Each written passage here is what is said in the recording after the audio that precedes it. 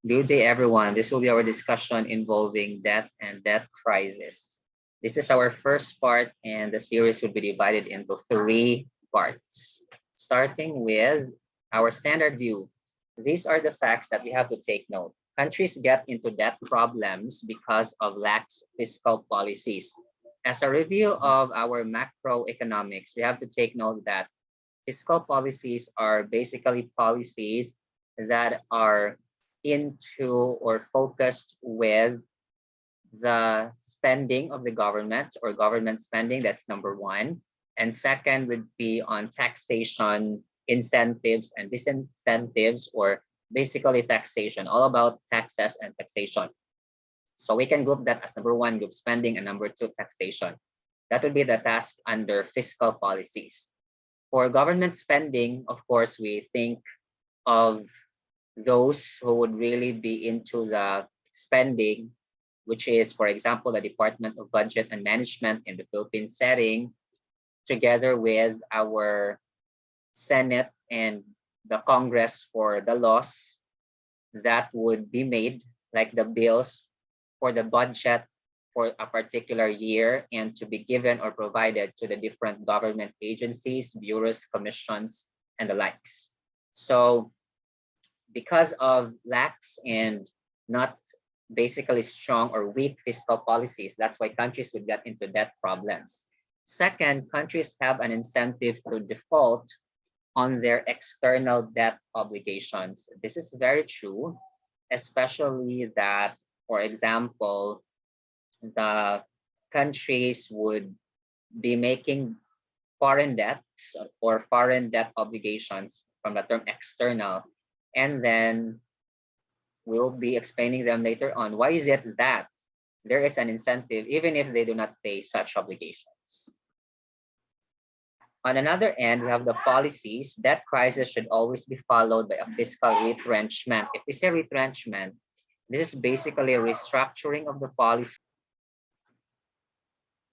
or the reduction of cost because of certain difficulties, financially speaking. So that's why we have to do the cost reduction measures because of the debt crisis. And we need to implement policies that reduce a country's incentive to default so that countries also that or which act as borrowers would take seriously their respective debts and obligations. Now, we have outlined facts would be how debt grows, when do countries borrow and default, and the policies would be avoiding debt explosions, like debt would be growing and have grown or has grown so much because also of the interest. Then what to do during the debt crisis. So in case of difficulties financially, what should be done and how to deal with defaults. So in case of non-payments. Then another thing is how debt grows. So we will be tackling them one by one. Economics 101 debt accumulation equation states that change in debt is equal to the deficit. So basically, because there is a deficit, meaning to say our cash inflows in our budget is much lower than our outflows. And what would be our option? The outflows normally are our expenditures and all cash expenses that are to be made for a certain year. So if there's a lack there, we are going to borrow money. And that's why that would tantamount to a change in debt. If our deficit would go higher, so that would mean that we will have to add more debt. And if the deficit would go lower, meaning we have to minimize our debt. Then practitioners use change in debt equals deficit plus SF, in which SF stands for stock flow reconciliation, or the unexplained part of public debt. So we have to take note that public debt is something that is both mixed with facts and certain items like estimates. So there would be parts, especially the estimates and forecasts, that would be unexplained. So this is how practitioners would view, so theory versus practice. And the step flow reconciliation is often considered as a residual entity of small importance. So it is what is left. So if we look at the equation, change in that deficit, SF would be the remaining or the remainder part. But is it? So we can be asking ourselves really about that. If we estimate, then we can see it here, certain particular variables and also our respective Greek alphabets like alphas, betas, and the likes. Then we can see here that in countries, accordingly, so we have here like all countries with the others. So we can see that there are some countries like India that would have the R squared, in which that would be the risks that would be higher. Then the unexplained parts of public debt, in which we have the countries at the x-axis, and on the y-axis would be the stock flow reconciliation, or the SF again, which is our unexplained part. As said a while ago, the unexplained part for our equation of the public debt. And it is shown here that stock flow reconciliation, or SF, is a percentage of GDP. And then we can say that some countries would be having the higher part or highest as compared to the others. Then the growth rate of the debt to GDP ratio is equal to, this is now debt, by the way, numerator GDP, denominator, primary deficit over GDP plus interest payments over GDP, and then plus our respective GDP growth, which is, I would say, minus, and then minus also the inflation. The last two variables are multiplied by the debt to GDP ratio. So, well, that's how we got that. And then if you like math, this is how it looks like. Well, that is something that we can just visualize as we respectively go along the way. So we can see here that the change of the debt over our GDP, well, the variables are not explained here. That's why there would be confusion. But if we look at this part here, we can see that D stands for debt and Y stands for our GDP. Then that would be equivalent. This particular equation here is actually here. So PD is the primary deficit over GDP plus our interest payments for the debt. So the I stands for the effective interest rate over the debt principal over the GDP minus the G growth rate, then plus our inflation, and these two would be multiplied with the debt to GDP ratio. So, well, that's the reason that we have this here. So plus, after this one, plus, and then minus GDP growth minus inflation. So that's going to be plus with the minus minus, positive times negative is negative. So negative here with a G, and then plus the inflation, which stands for this. So pi stands for inflation. And then because there are two minuses, we can actually group them into one. And we can see here the stock flow as the remainder of the last part. All right. Then for unexplained part of public debt still, we can see here the green or yellow-green part, the unexplained part, it's on the top. While we can see on the, this is like almost close to brown. This is going to be the bottom, but it also looks purple or violet. So let's just say it's close to purple. So inflation, the apple green one is GDP growth. Then yellow green or neon, yellow green is unexplained part.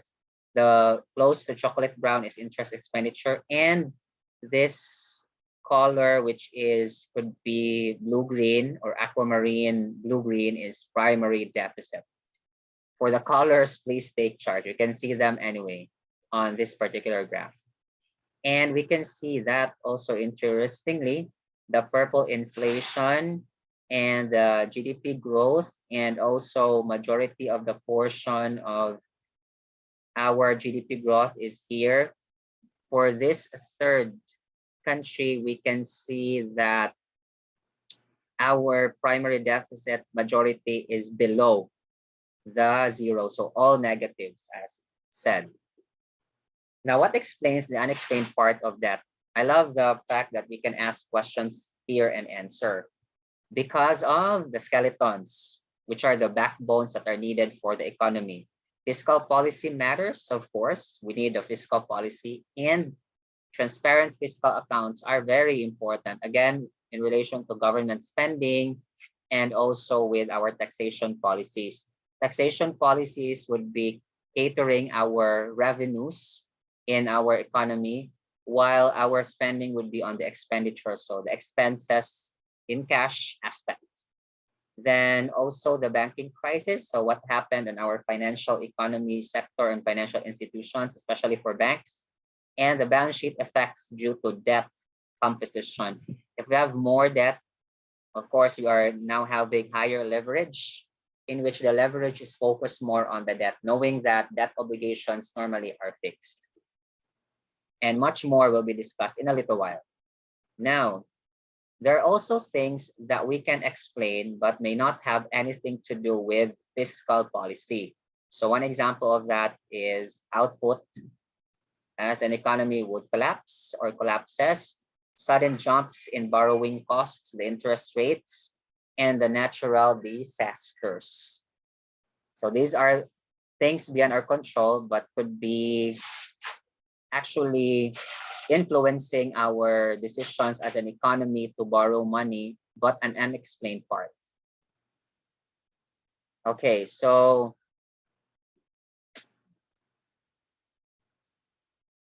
forgive me for going back and forth because it seems that this part is repeating. So let's continue anyway and repeat. Facts would be how debt grows. When do countries borrow and default? Policies would be avoiding debt explosion, so debt would be growing so much as said. What to do during the crisis and how to deal with the defaults or in case of non-payments. Then why is sovereign debt special?